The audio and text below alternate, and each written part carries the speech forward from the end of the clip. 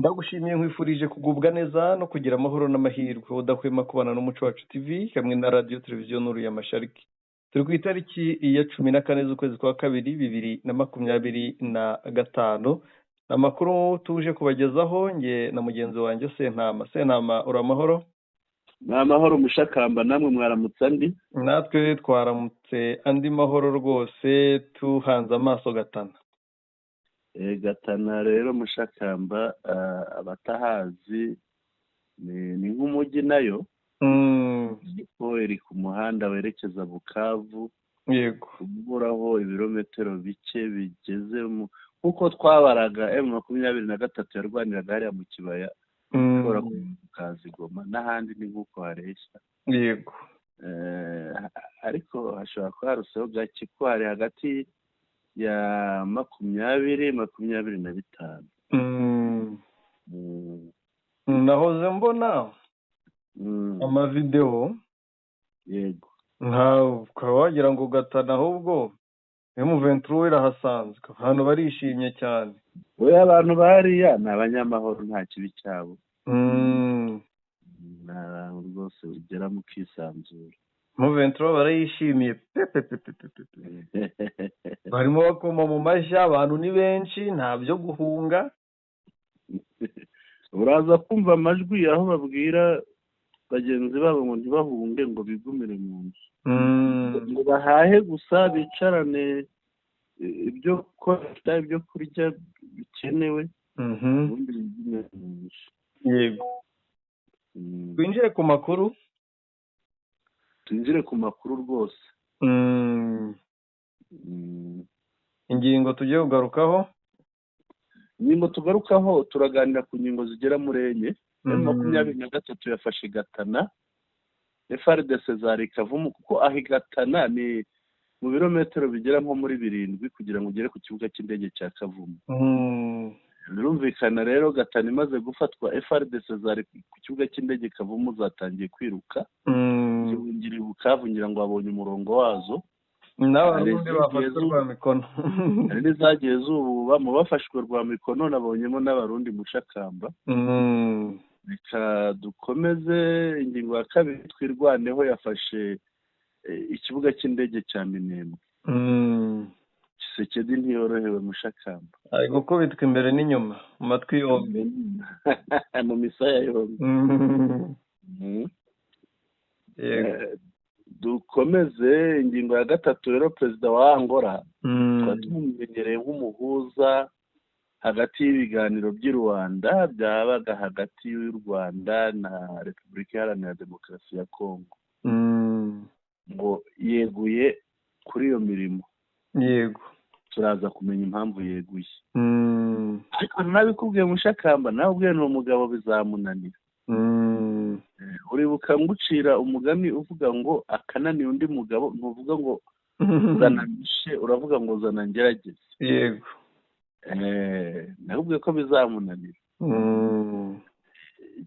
Ingingo ya kane rero, abahagarariye amadini muri Repubulika Iharanira Demokarasi ya Kongo ni bamwe basuye M23 AFC. yego, basuye Perezida wa Repubulika y'u Rwanda Paul Kagame nyuma yo kuva i Goma kuganira na AFC M23. Yego, reka rero tudatinze twinjire kuri iriya ngingo. yego, iriya ngingo ivuga uburyo Gatana yafashwe, uburyo FARDC zahunze Kavumu ku kibuga cy'indege zikiruka zigana i Bukavu. Bimeze bike? nibyo, Gatana yafashwe mu masaha y'ijoro, aho bwakeye rwose abaturage bamaze barimo bibonera intare za Sarambwe ntibatinye kubyuka. Babyutse bakira intare za Sarambwe, bumva umwuka w'abaharanira amahoro. Byanabanejeje cyane kuko abantu benshi hariya, ukurikije amavideo atandukanye ababa ku mbuga zitandukanye za WhatsApp zacu barayabona. Ukurikije ayo mavideo urabona ko abantu bakiriye neza M23. Rero usibye ayo mavideo ku ruhembe rw'imbere intare za Sarambwe nk'uko bigaragara mu mafoto n'amavideo barangajwe imbere na General Byamungu Maheshi Bernard, niwe urangaje imbere intare za Sarambwe. Rero babyutse bakoresha inama n'ikimenyetso simusiga kigaragaza ko Gatana yamaze gufatwa kandi byarangiye, nta kundi kwisubiraho cyangwa se ari amakuru ari verifiye.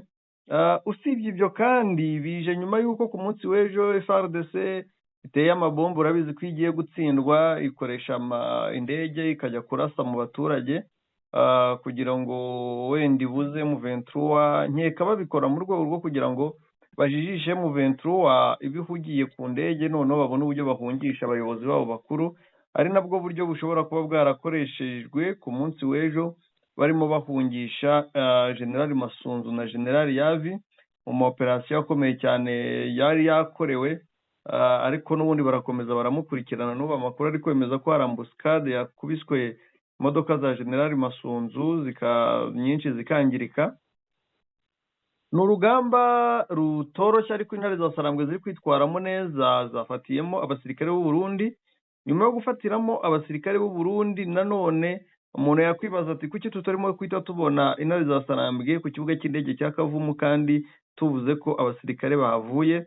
FARDC yagaragaye irimo kuva ikavumu ikahunga, nibyo kandi ni ukuri, ariko impamvu M23 itajyamo, hari abarundi bagihanyanyaza kandi bagifite n'umujinya, bashaka ikintu cyitwa barimo batega amamine n'indi mitego itandukanye ya gisirikare, kugira ngo M23 nihubukira kwita yinjira mu bice runaka ize kubigwamo. Iyo rero Gatana yafashwe n'ahitwa Kabamba, naho biragendana, birumvikana. Rero niho intambara iri gukomereza, kuko ubu ngubu urugamba ruri gukomereza ahitwa ku kibuga cy'indege cya Kavumu. FARDC zamaze kugera mu mujyi wa Bukavu, ndetse bamwe batangiye no guhunga mu mujyi wa Bukavu. FARDC gusa, abarundi nabo barimo bagenda babasanga, ariko bitavuze ko ari ibintu biri gukorwa nta ntambara, kuko ntabwo bakemera kuva ku kibuga cy'indege batarwanye. Gusa force zari zikomeye cyangwa position za gisirikare zari zihagazeho, zari zikomeye zirinze ikibuga cy'indege, zatangiye kuva mu Bwana Sentama. Yego Mushakamba. Ariko wenda icyo twakongeraho gake, Kabamba yo iri inyuma. Niba inyuma buriya ujya iyo uturutse za Nyabibwe ujya kugera Katana wageze Kabamba. Kabamba ni muri teritware ya Kabare. Yego. Kugira ngo yo yarayifashwe ejo. Hamwe na wa musozi wundi barwaniye ejo. Yego. Birumvikana rero ahangaha Mushakamba hari ubwoba bwinshi. Nagira ngo nkumvishe audio y'abaturage ba hariya, wumve ko bimeze. Ndetse ntabwo umuturage ari kumva amasasu, sinahariya harimo kurwanirwa gusa, ahubwo ni Bukavu mu mujyi naho ntabwo byoroshye. FARDC zirimo zatangiye kuvamo ziruka. Barimo bariruka kuko bazi ko hariya nta mikino, kuko urumva iyo wageze Gatana ukomeza ugenda unyura ahitwa za Miti, ugakomeza ugera ahantu uhita winjira neza mu mujyi wa Bukavu, ariko ukinjirira muri komine bita komine Bagira. Ubu kano kanya Bwana Sentama, yego, kubona amavideo avuga ko ngo binjiye muri Bukavu, ariko nako muri Kavumu. Yego, turaya verifiya, ariko ntago byadutungura bitewe n'umurava n'ubwoba, ibintu bibiri: umurava wa M23 ndetse n'ubwoba bw'abaSFARDC n'abarundi. Barimo guhera saa 5 mu kanya barimo bayirwaniramo. Reba iyi post nguhaye, yego, iriho n'amafoto y'indege. Ngira ngo urayibona. Yego, navuga ko ngo breaking news, Kavumu airport is under fire of M23. Ni ukuvuga ku kibuga cy'indege cya Kavumu umuriro watse. Yego, M23 yahakije umuriro. Ngira ngo ibyo birumvikana cyane. Amba rero reka twumve n'amajwi y'abaturage hariya. iko Kavumu, liko deja Kavumu, tuko nabona na maketu shamu kwa sema bangali yosi vya wapi liko Kavumu. Uwo muturage urumva icyo avuga, aravuga ati bageze Kavumu, akabisubiramo bageze Kavumu. Mwebwe muravuga ngo bari Ihusi, muracyavuga ibyo muri Ihusi. Bageze Kavumu, twe turimo turabareba n'amaso yacu. Abavuga bageze Kavumu rero nta bandi ni ingabo za ARCM 23. Si we wenyine rero, hari n'undi. Reka twumve n'uyu, reka twumve. Solidaire banagaruka communique d'urgence, nasema hivi communique banagaruka yote, mwenye nasikia hiyo tu apatie mwingine mwenye. Ati ndabatangariza ibi munyumve, uza kumva iyo audio ayishikirize mugenzi we. Iko saa hii leo tuko le 14 février, umunsi turi 14 z'ukwa kabiri na neve saa 3. mwenye hii alasikia biko mike yambie mwenzake mwenye iko kunyumba asitoke kunyumba abashe. Bati iri tangazo ry'uyu munsi umuntu uryumva ari he mugenzi we, kandi umuntu uri mu rugo ntave mu rugo, igume mu rugo kunyumba asibushe, parce que siko hospitali kwenye tuko hospitali militaire ya Muhumba wanalibere bagonjo wote tuko na mabless. Ati aho turi Muhumba Mushakamba. Muhumba ni Bukavu ifite ukuntu yubatse ku mazi, yego, none ikagira n'ibice byo hejuru ku musozi. Muhumba rero ni akantu gashoye mu mazi, ariko kagaruka hino kuri Rusizi, gasa n'agasatira Rusizi, yego, ariko Rusizi akarere ko mu Rwanda. Kuko iyo uhari wenda aho ni hasi ko hegereye amazi, iyo utereje amaso uba ureba Rusizi nko hejuru yawe. Urumva rero uyu nguyu yari ku bitaro by'ahitwa Muhumba, aho harimo inkomere z'abasirikare bahavurirwaga, harimo n'abandi barwayi. Reka wumve rero ukuntu bose babarekuye basohotse. Yego,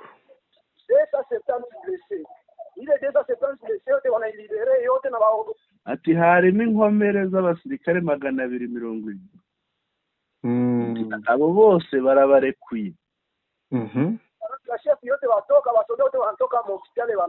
Ati abasirikare bose bavuye mu bitaro baragiye. Mimi nawaambia hivi, na sisi wote tunatoka mu hospitali tunakimbia. Nibyo mbabwira ati natwe twese dusohotse mu bitaro turiruka.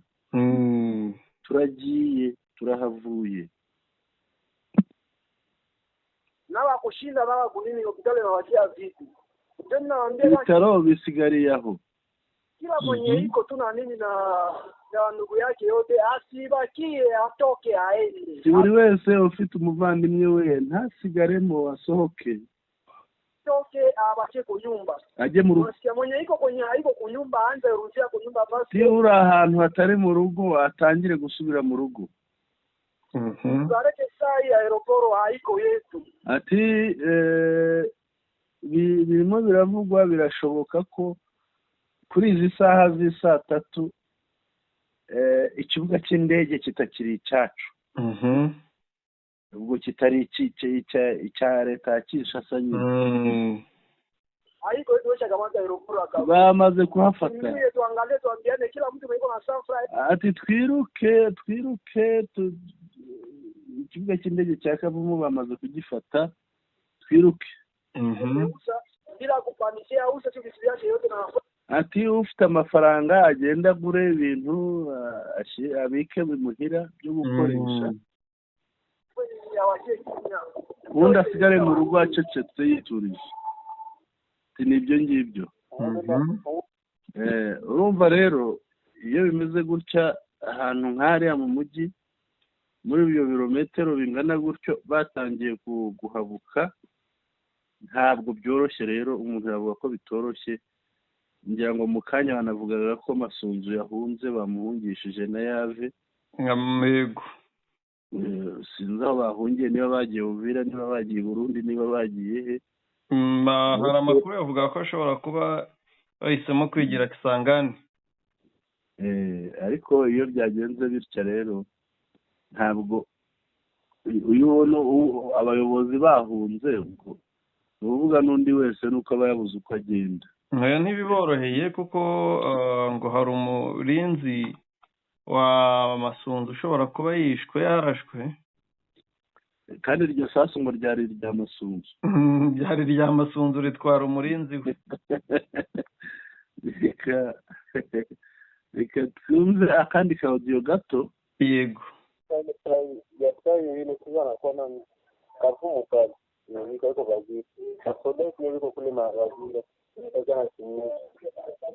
ati abasirikare ati n'abari Kavumu hariya abasirikare bacu mu kuvuga abasirikare ba FARDC n'abari bagira barimo bariruka. bagira ni komine ni komine ni imwe muri komine zigize umujyi wa Bukavu.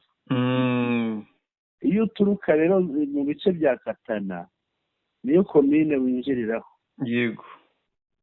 Ukayinjiriraho ukinjiramo ugakomeza ukanyura hubatse ubwo bagira kuri komine uhasigamo hirya nko mu rubavu rw'umusozi, ukanyura ku nkombe y'ikiyaga hubatse ni nk'uko tuvuga ntuza kifaruma hano, ahandi ni farmakina, mu ruganda rw'imiti rukora ibinini.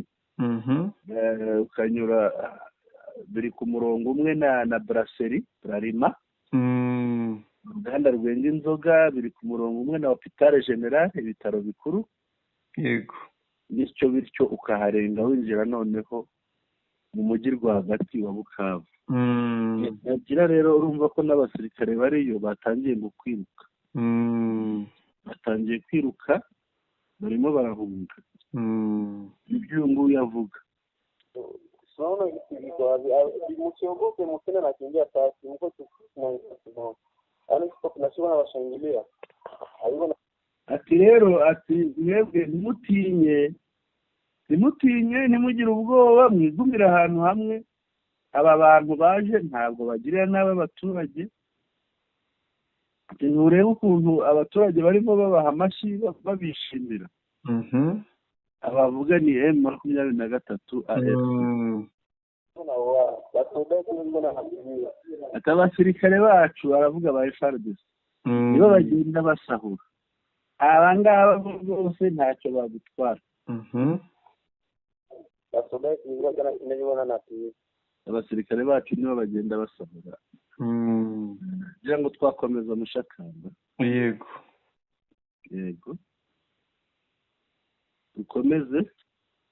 Dukomeza icyo mbere yuko dukomeza icyo twabwira abantu nuko navuga ko ntaho bitaniye ko ikibuga cy'indege cyafashwe, ni nkaho cyafashwe rwose bitewe nuko amakuru ahari aremeza yuko FARDC yahunze. Abarundi yego hari za mine bagenda basiga bateze, ariko bitavuze ko izo mine M23 idafite uburyo izitwaraho. Ikindi buriya hari ukuntu byifashe, nubwo nyine ari amakuru cyangwa urugamba rukirimo, ariko nuko iyo generali yahunze uyoboye urugamba biba byarangiye. Yego. Biba byarangiye. Dushobora kumva mu kanya kugaruka tubabwira Kavumu Tombe ndetse na Bukavu ho ni panike. Ikindi imirwanire y'M23 iba yateguye intambara yagutse ku buryo atari ugufata Kavumu ngo hashyire umwanya nuza nayo idafashwe Bukavu. Kandi ngira ngo imbaraga ziri hariya zarahamutse. Yego. Imbaraga za FARDC ziri hariya rwose zarahamutse, byararangiye. Yego. Twakomeza. Mushakamba tukiri aha ngaha. FARDC ku Rwanda rwose nta mirwanire kuko umusirikare ntiyarwana bogoza. Reka musomere inkuru ivuga ku marira y'aba FARDC. Iravuga iti Assemblée sans moyen de déplacement est obligé de se replier stratégiquement à pied. Ces soldats FARDC interpellent les dirigeants.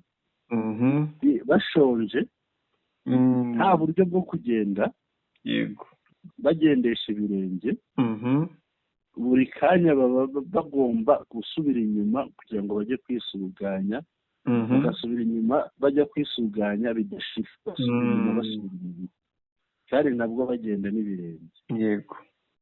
Umva amarira rero umusirikare. Nous arriverons progressivement à Bukavu. Gake gake tuzagera i Bukavu. Nous avons la volonté de nous battre pour ce pays. Dufite ubushake bwo kurwanirira iki gihugu. Mais les autorités négligent la situation. Ariko abayobozi, abategetsi basuzugura iki kibazo. Nous venons d'abandonner beaucoup de corps de nos frères d'armes. Tumaze gutakaza bagenzi bacu b'abasirikare benshi. Il n'y a même pas moyen de les transporter. Nta n'uburyo bwo gutwara imibiri yabo. Yego. Urumva umusirikare ubavuga atyo ushakamba yarwana. None se ko babizi ko Muyaya na Kisekedi n'abandi bababeshya? Yego. Bakabwira ngo bari kumwe nabo kandi batari kumwe. Yego. Niko bigenda. Na amafoto nahoze mbona na abanyamakuru nka Wembi muri iki gihe rwose ari imbere mu gutanga amakuru. Mu minota 3 ishize atangaje ko ubu turi saa 7:26, atangaje ati intambara iri kuba cyangwa imirwano iri kubera ikavumu mu nguni zose za Kavumu. Mu nguni zose. Iyo rero M23 wageze mu nguni zose barabizi ikiba. Mu nguni zose ni ukuvuga niwashaka yavuga ngo Kavumu utombe cyane rwose. Ntabwo yaba yibeshye. Ko nk'ibisanzwe pozisiyo za gisirikare zirinze ahantu ziba ziri iyo zimwe zamaze kwiruka. Ya misozi yose ya Remera n'indi yose irimo M23 rwose. Indi misozi yunamiye Kavumu M23 yayifashe. Urumva rero byarangiye. Yego. Twakwikomereza noneho. Reka dukomeze. Tujye ku ngingo ya kabiri, tunyarukire muri Kivu y'Amajyepfo. Amajyepfo y'Amajyepfo ariko atari amajyepfo hariya ya Bukavu na za Karehe na Kabare. Yego. Ni amajyepfo agana za Uvira, ni amajyepfo agana za Fizi, ni amajyepfo agana za Mwenga. Twirwaneho yafashe ikibuga cy'indege cya Minembwe. Bazindutse bayiyenzaho. Yego. Irongera ibaha agasoko. Yego. Irabakubita. Yego. Babura amerekezo. Yego. Cyangwa kwihagararaho birabananira. Yego. Birangira birukanse bakijijwe n'amaguru. Ayo ngo bari batwitse banasabuye imihano igera muri 3. Ni bya bindi byabo urumva aho bageze ibyo ntibihabura. Yego. Amakuru aremeza ko kano kanya nako twirwaneho. Yego. Yamaze kuhafatika bigeze ngo hano hari Hopital General. Yego.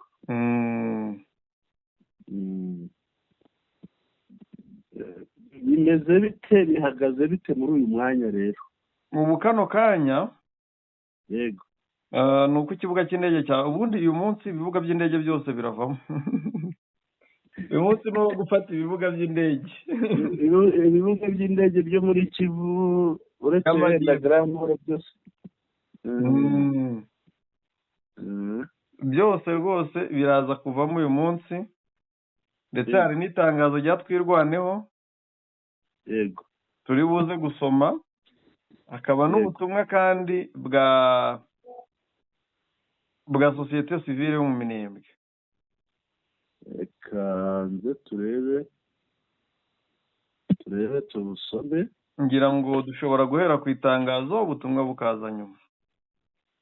Reka tubusome ndimo ndabushaka. Itangazo rya Twirwaneho niryo riri hafi. ubuse iri si ryo warunyeretse. Iryo ni itangazo rya Twirwaneho. niba ndigezeho neza kugira ngo yego. itangazo riragira riti tuti communiqué S numéro 1 février 2025. ni itangazo rigenewe abanyamakuru rya mbere mu kwezi kwa kabiri 2025. Le mouvement d'autodéfense civile Twirwaneho condamne avec la plus grande fermeté les attaques successives menées par la brigade d'intervention rapide des FARDC et leurs auxiliaires Mai Mai Wazalendo contre la population civile des régions de Minembwe et de Mikenge. Bisobanuye ngo umutwe wa Twirwaneho w'abasivile wirwanaho uramagana byimazeyo ibitero bikurikiranye byagabwe na ya brigade ngo itabaraho rukomeye ya FARDC hamwe n'abo bafatanya bo muri Mai Mai aribo batwirwaneho bakaba bateye abaturage b'abasivile bo mu bice bya Minembwe na Mikenge. Gatangira ku itariki ya 10 lundi 10 et mardi 11 février 2025. Cette funeste coalition a attaqué les villages de la localité de Mikenge où est érigé le camp des déplacés, tuant deux bergers et blessant une femme parmi les déplacés. 30 vaches de paisibles civils, dont 5 tués le même jour pour servir de ration aux militaires, ont été pillés et emportés comme butin de guerre. Ku itariki 10 na kuwa mbere tariki 10 na kuri 10 kuwa kabiri tariki 11 kwa kabiri 2025 iri huriro ry'impuzi z'ibibi ryateye mu mihana tubimenyere ubwo ni insisiro cyangwa imidugudu mu midugudu ya lokalite ya Mikenge aho ahubatse inkambi y'abahunze imbere mu gihugu bica abashumba babiri banakomeretsa umudamu umwe wo mu bantu bahahungiye. Batwaye inka 30 z'abasivile, 5 barazica barazibaga kugira ngo zibe ibiryo bazigaburira abasirikare babo. Ubundi izindi bazijyana mu ntego w'itanga. Yego. Hano arimo aravuga amatariki uko byagiye bikurikirana kuko yavugaga ngo ni ibitero bikurikiranye. Noneho tugeze ku itariki ya 13 tuvuye kuri 11 tugiye kuri 13. À l'aube du jeudi 13 février, Bonejo hashize 2025, ils ont envahi les villages de la localité de Gakenge, plus précisément Abakabya, Kades, et Bahima, Serpa, faisant 5 morts, une dizaine de blessés et plusieurs dégâts matériels. Au même moment et avec la coordination du commandement de la dite brigade basée à Minembwe, les Mai Mai ont rasé 9 vaches à Mikenge. Kuwa kane tariki 13 z'ukwa kabiri 2025 iriya brigade nanone abasirikare bayo bateye imidugudu yo muri lokalite ya Gakenke neza ahazwi nko kwa Bakabya Kades no kwa Bahima Serpa, bahica abantu 5 bakomeretsa abantu 10 banangiza n'ibintu byinshi. Muri uwo mwanya n'ubundi bayobowe na komandema n'ubuyobozi bw'iyo brigade ifite icyicaro Iminembwe, ba mayimayi basahuye inka 9 ahitwa Imikenge. Kadukomeze. Tôt ce matin du 14 février 2025, les FARDC ont lancé une vaste offensive sur plusieurs villages de Minembwe, dont Kiziba abrita l'aéroport, Muzinda et Runundu mu Basegege. Kare cyane mu gitondo cyo kuri wa gatanu tariki 14 z'ukwa kabiri 2025, FARDC bongeye kugaba ibitero bikomeye ku midugudu myinshi yo muri Minembwe, harimo n'umudugudu wa Kiziba. Umudugudu wa Kiziba niwo ikibuga cy'indege giherereyemo. Bagaba igitero ku Muzinda no ku Runundu mu Basegege. Cette série d'attaques intervient après que le vice-gouverneur de la province du Sud Kivu se soit rendu à Fizi-Uvira dans le cadre d'une campagne de distribution d'armes aux civils transformée en milices tribales comme contre la communauté Banyamulenge.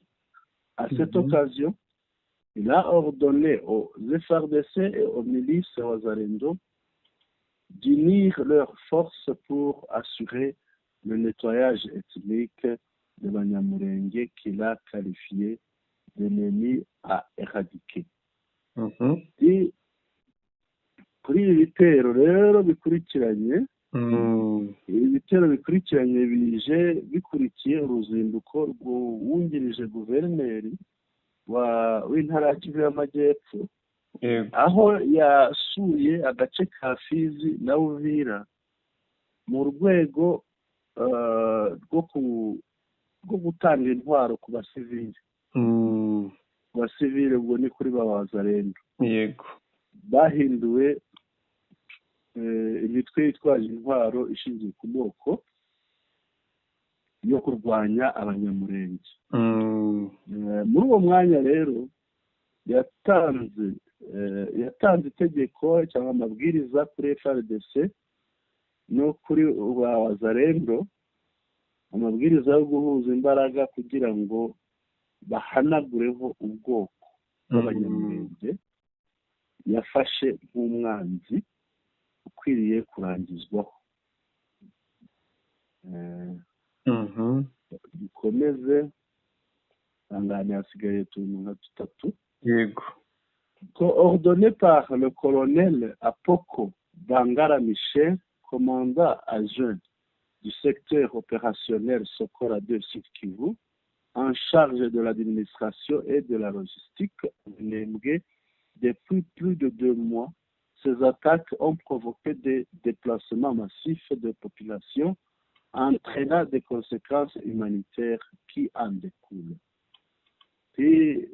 Bahujwe biyobowe na Colonel Apoko Bangara Michel, komanda wungirije wa segiteri y'imirwano ya Sokora ya 2 muri Sud Kivu muri Kivu y'Amajyepfo, ushinzwe ubutegetsi n'ibikoresho iminembwe hashize amezi 2 ibi bitero biteye abantu benshi guhunga ingo zabo, kandi noneho ibyo bikajyana n'izindi ngaruka zijyana nabyo. Comme nous l'avons toujours souligné dans nos communiqués de presse, le déploiement massif des FARDC dans les hauts plateaux et de Minembwe n'a pas pour but de sécuriser la population, mais d'exacerber les violences. Cette énième série d'attaques traduit la volonté du gouvernement d'intensifier la persécution des paisibles civils et banyamulenge et d'assurer leur déracinement. Ati nk'uko tutahereye kubigaragaza mu matangazo yacu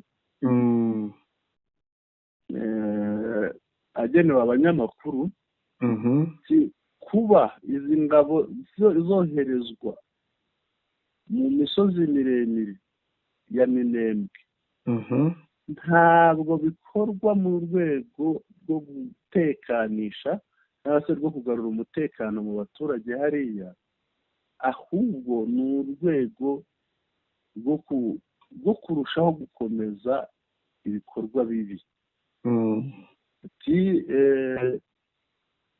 Ibitero by'inshuro ya kenshi bisobanura ubushake bwa leta bwo gukomeza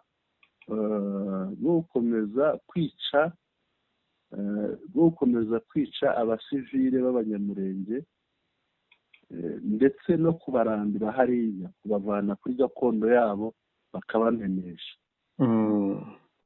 Twirwaneho réaffirme sa vocation et sa détermination à user de son droit et à défendre la population condamnée à l'extermination par les forces censées de la protéger et agissant sous les ordres de ceux qui appellent à la guerre contre les Tutsis. Twirwaneho rero yongeye kugaragaza ubushake bwayo, ubwitange bwayo no kwiyemeza kwayo mu guharanira uburenganzira bw'abaturage.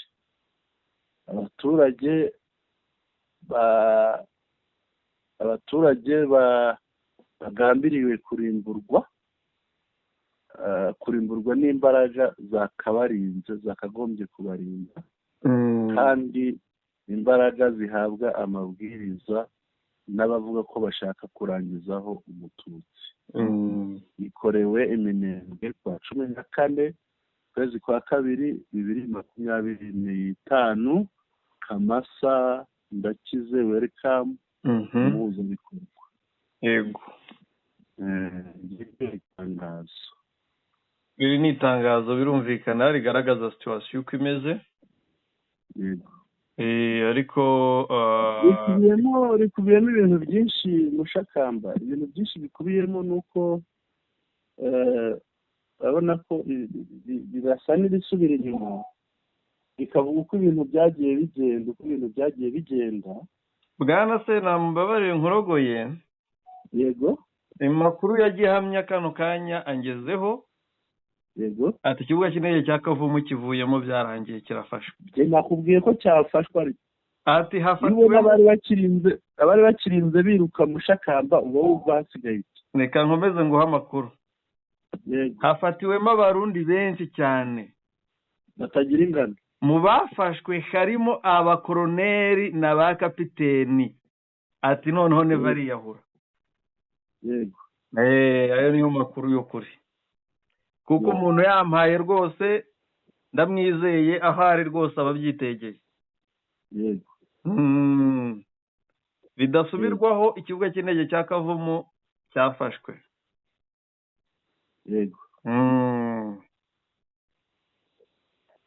Kisekedi yahuje. Uyu munsi twawisoho gufata ibibuga by'indege. Ibibuga by'indege. Ngira ngo hariya mu Minembwe. Yego. twirwaneho icyo bari bagamije nta kindi ni ya ntambara nyine y'ubwoko. yego Ni ya ntambara y'ubwoko nk'ibisanzwe, ariko bagira ibyago basanga twirwaneho iri tayari n'igitutu cy'ibyo M23 iri kubakorera i Bukavu. Ese ubu ngubu ubwo nuza yafashe ntitwavuga, ubwo ikibuga cy'indege gifashwe ntitwavuga ko umujyi nawe urangiye. Bukavu oya turi harabura guhuhuka kuko nzi intera zawo zihari. Intera ihari inyemerera ko ntahita ntangaza ibya Bukavu aka kanya. birumvikana. Yego. Abanzi bari ku kibuga cy'indege cya Minembwe. Yego. Ku isaa 5 bari bamaze guhunga. Ikibuga cy'indege cya Minembwe cyamaze kuvamo. Yego. Ndumva nta bindi twabikongeraho kuko amakuru yari arasobanutse. Reka dukomeze utwibwirire uburyo perezida wa Angola yeguye ate, ariko ntabwo yeguye ku mwanya w'ubuyobozi bw'igihugu, yeguye ku mwanya w'umuhuza hagati y'u Rwanda na Congo mu biganiro byajyaga bibera i Rwanda. Urabanza usobanura ahantu hitwa Kiziba na Muzinda ni hehe? Kiziba na Muzinda bikuye he? Ni amakuru ndi kubona ko ahitwa Kiziba na Muzinda byari bikomeye, ariko ndakeka ari mu bice byo mu Minembwe. Ni Minembwe. Abasirikare bamwe bahita ngo ni mu Kiziba. Amakuru akemeza ko Masunzuri yahamagaje abari bamwe mu basirikare bari no mu Minembwe, uve byabacanze bari gukubitirwa imbere n'inyuma. Yabahamagaye arababwira ngo mukomeze mwihagarareho. Yego. Mukomeze mwihagarareho kuko ntaho guhungira dufite, natwe hano muri Bukavu bari kudukubita. Yego. Ubwo rero babyina intsinzi yaba y'ikibuga cy'indege cya Goma nako cya Kavumu n'ikibuga cy'indege cya Minembwe, ngira ngo twigire kureba uko nuza yaciyeho yabivuyemo. Yego, reka turebe tumenye n'impamvu yatumye abivamo. Gusa bari kumbwira ngo umurundi wafatiwe hariya. Yego. Ntagira ingano. Bitafoke yose. Hari umuntu wahoza mu butumwa ngo abarundi binaniriwe, bari kuvuga ngo ibi bintu ntitwabishobora. Nibyo rwose. Uriya wafashwe arahita ahinduka Red Tabara. Byihuse, ahubwo ikibazo nabonye ariko perezida wabo ajya bagenza ngo ni ba Red Tabara. Ingabo z'igihugu cyo cyose zose zirahinduka Red Tabara, aragira ate? Reka turebe Perezida Lorenzo. Yego. Wari umuhuza mu bijyanye n'umutekano mu bibazo biri mu burasirazuba bwa Repubulika ya Demokarasi ya Kongo, ahuza leta nabo bahanganye by'umwihariko M23, kuko yari umuhuza w'ikibazo cya M23, ariko nanone bakagihurizamo n'u Rwanda, kuko u Rwanda rwitabajwe nk'umwe mu bantu bafitanye isano n'ibyo bibazo, kubera ko intambara iri hafi y'u Rwanda. Rero u Rwanda narwo rugashyiraho ingamba z'ubwirinzi arizo zikomeza kubabaza Repubulika ya Demokarasi ya Kongo. Uyu mugabo rero yavuze ko abaye yeguye, atangaza ko yagiriye kenshi mugenzi wa Repubulika ya Demokarasi ya Kongo Kisekedi inama zo kuganira na M23 nk'uburyo rukumbi bwo gukemura ikibazo. Perezida wa Angola yavuze ko ibyago by'uko amakimbirane yo mu burasirazuba bwa Kongo yakwira akarere kose ari menshi, bityo ko ariyo mpamvu hagomba gukorwa ibishoboka byose agahoshwa intambara igahagarara. Lorenzo yavuze ko mu Kuboza mu kwezi kwa 12 hagati inama y'abaminisitiri hagati y'u Rwanda na Repubulika ya Demokarasi ya Kongo yari yateye intambwe ifatika, u Rwanda rwemeye gukuraho ingamba zarwo z'ubwirinzi. Repubulika ya Demokarasi ya Kongo nayo yemeye gusenya FDLR. Ati tugomba guheraho nanone tukagera ku masezerano y'amahoro agasinywa n'abakuru b'ibihugu byombi. yavuze ko muri iki gihugu umugabane wa Afurika uri mu bihe bigoye by'amakimbirane, atanga urugero ku kibazo cy'u Rwanda na Repubulika ya Demokarasi ya Kongo, ariko ko hari n'andi ari muri Mozambique na Sudani. Uyu mukuru w'igihugu ugiye kuyobora umuryango wa Afurika yunze ubumwe yavuze ko muri manda ye ibi bibazo bigomba kwitabwaho, ariko by'umwihariko ku kibazo cy'u Rwanda na Repubulika ya Demokarasi ya Kongo. Yavuze ko hagiye gushakwa umuhuza kuko byose bigomba kurebwaho mu nshingano za perezida wa African Union. Mu kiganiro yahaye na Jeune Afrique, Lorenzo yagarutse ku kibazo cy'umutwe wa M23, avuga ko kuva yahabwa inshingano z'ubuhuza, amasezerano y'amahoro yaganishaga ku nzira y'ibiganiro, ariko ntavuge ku mutwe wa M23 kuko wo warebwaga n'ibiganiro bya Nairobi bigamije gukemura ikibazo cy'imitwe yitwaje intwaro muri Repubulika ya Demokarasi ya Kongo. Aho yagize ati ibyo bivuze ko abayobozi ba Kongo bari babizi ko hagomba kubaho ibiganiro n'impande zose harimo na M23, kandi twabigiriyemo inama Perezida Tshisekedi dushingiye ku rugero rwacu. Yakomeje agira ati nk'uko bizi Angola yabayemo intambara, kugira ngo irangire byasabye ko habaho ibiganiro n'impande zose, kabone n'ubwo bari bateye igihugu cyacu. Twaganiriye n'ingabo za Afurika y'Epfo zo ku butegetsi bwa apartheid. Ibiganiro byajegejeje ku masezerano ya New York mu 1988 bigizwemo uruhare na Leta Zunze Ubumwe za Amerika. Kuva kandi umutwe wa UNITA wo muri Angola nawo wari mu kibazo, twaganiriye nawo. Lorenzo yavuze ko Perezida Tshisekedi yibukijwe ibi inshuro nyinshi, ati kugira ngo ushyire iherezo ku makimbirane ahanganishije abana b'igihugu kimwe, nta yindi nzira itari ibiganiro. Aka kantu nkundire nkasubiremo. Kugira ngo ushyire iherezo ku makimbirane ahanganishije abana b'igihugu kimwe, nta yindi nzira itari ibiganiro. Ngira ngo nubwo ikorogoshora Tshisekedi mu mutwe igahombanya umubyibuho we, ariko yabwijwe ukuri. Yego. Kuko rwose kuganira adashaka. Ngira ngo hari naho nahoze mbona banditse ngo Lorenzo yasabye Tshisekedi kwemera akarenga umurongo utukura yashyizeho yishyiriyeho akaganira na M23. Yego. Aba bakoroneli ba Neva Ndayishimiye n'abakapiteni nako n'aba Tshisekedi, ubu ndi kwibaza ibyabo bikancanga. Narakubwiye muri ya ntambara yavuye abakoroneli. Narakubwiye muri ya ntambara yavuye abakoroneli ugira ngo mwayanje. Baraje barimo umutwe bikuremo general ubundi bajya gukubita Neva. Kuko abafatiwe hariya n'abafatiwe ruguru nibamara kwihuza, Neva afite ibibazo. Afite ibibazo bikomeye kandi yarabihaka. Tujya ku ngingo isoza, abantu tubagezaho aya makuru dore araryoshye, ababyina babyine n'abandi banezerwe. Nibyo mushakamba, reka turebe abanyamadini ba Kinshasa basuye AFC M23 hari i Goma, kugira ngo bavuyeyo bambutse bagaruka mu Rwanda, aho bari baciye nanone baturutse Nairobi n'i Kinshasa gukomereza i Burayi. Ariko turagira ngo tumenye by'umwihariko, hari amakuru avuga ko basuye Perezida wa Repubulika y'u Rwanda Paul Kagame. Bimeze bite? Nibyo, nyuma y'uko bavuye mu Goma mu burasirazuba bwa Repubulika ya Demokarasi ya Kongo, bahise bajya nanone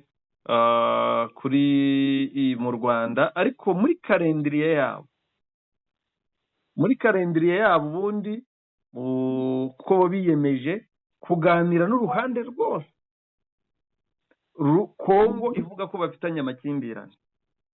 Yego. Babitegetswe, situzi niba babitegetswe na Tshisekedi, ariko bo babiyemeje nk'abanyamadini bavuga ari kwijyana kandi bafite umubare mwinshi. Nabonaga hari abavuga Kinshasa ngo bashaka ngo kugaba ibitero kuri Kiliziya Gatolika ntumbaze niba barabikora, nabonye ibisazi bya Kinshasa biteye ubwoba yego kubera ibi bikorwa bari gukora, ariko ikiriho ni kimwe. Ikiriho ni uko kalendiriye yabo yemezaga ko bazabanza kuganira na AFC M23 bagakurikizaho u Rwanda, bakajya mu Bubiligi kuganira na ndumva ari hagati ya Moise Katumbi na Nuzo, sinzi umwe uri mu Bubiligi, na Kabila. bazaganira na Moise Katumbi, baganire na Kabila, bongere baganire na baganire abo babiri, bashyizeho umuntu bazahura nawe mu mwanya we. Yego. Abo bose rero bagomba kuganira nabo.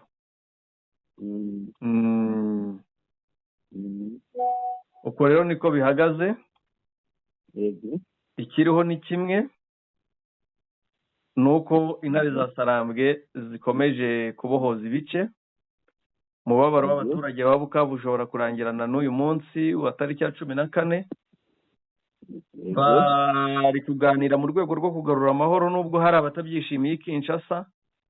Mu by'ukuri Kisekedi bashobora kuba bari kumuharurira inzira, ashobora kuzisubiraho asanga baramaze kuganira n'impande zombi, bamuha ibigomba kugenderwaho, kuko mu byo bari kuganiramo bari kureba n'iki cyakorwa kugira ngo habeho ubwumvikane, n'iki gisabwa kuri buri ruhande, ibibazo bihari ni ibihe. Ibyo nibyo bagiye gukorera analyse, babishyire hamwe. Mu byo bari basabye mu 23 basabye kurekura inzira, gufungura inzira, ndetse n'iy'ikirere, ariko y'ikirere barabizi ko bitashoboka kuko haracyari ibibazo kuri kiriya kibuga cy'indege, inzira nyinshi zarapfuye, ndetse n'iminara ikora connection, ejo twabivuzeho muri cya kiganiro, nayo ubwayo itanga connection ku kibuga cy'indege nayo ubwayo yarangiritse. Rero biracyasabwa akazi gakomeye bwana Sentama. Twasoza? Yego dusoze, tugeze ku badukurikiye amakuru. Ariko gato hari ubutumwa mwoherereje. Ubutumwa mwoherereje ni ngo vice guverineri wa Nord Kivu,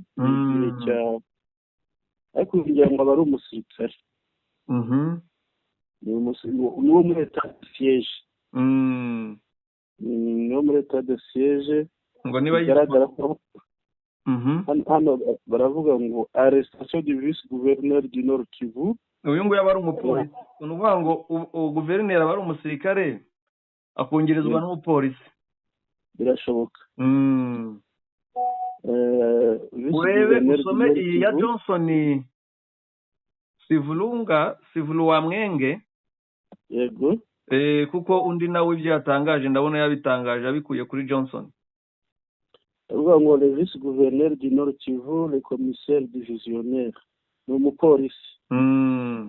Romuald Ekuka Lipopo, ariko uramwibuka uyu mupolisi yaravuze cyane ubu nyuma Goma yegereje gufatwa. Uyu ni ukuvuga ngo cira umwami agipfa.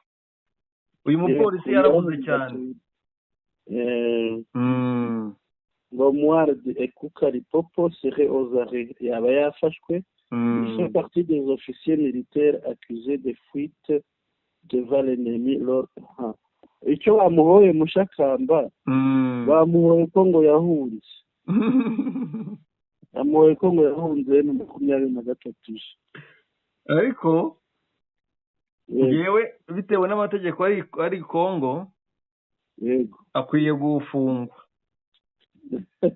None se ni gute bazafunga umusirikare wahunze urugamba mutoya? Yego, generali na komiseri bahunze urugamba bo bagasigara, ahubwo Masunzu nawe bamufate we na Yavi. Kuko niba bariyemeje ko bagomba kugwa ku rugamba, nibagwe ku rugamba nkacira umwami tubimenye.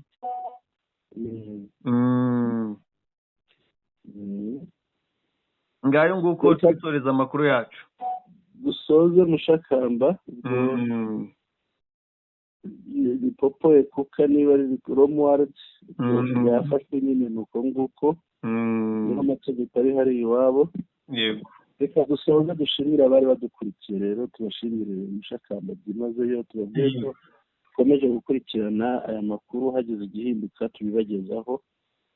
Tubashimire rero kuba baduha umwanya wabo bakadukurikira. twongere tubasabe kandi abatarakanda subscribe kandi bakande like, subscribe ikandwa rimwe rizima, ntabwo wongera like ikandwa rimwe kuri buri nkuru, banakande kuri share kugira ngo amakuru yacu bayasangize inshuti zabo, banatwandikire rero badushyikirize ibyifuzo n'ibitekerezo n'inyunganizi byabo babikishije muri comments. Umunsi mwiza rero kuri twese, ku bakunzi bacu. Umunsi mwiza nawe Mushakamba, mikoro ni yawe yari Sentama. Urakoze cyane bwana Sentama, umunsi mwiza ku badukurikiye mwese, mugubwe neza, Imana ibarinde.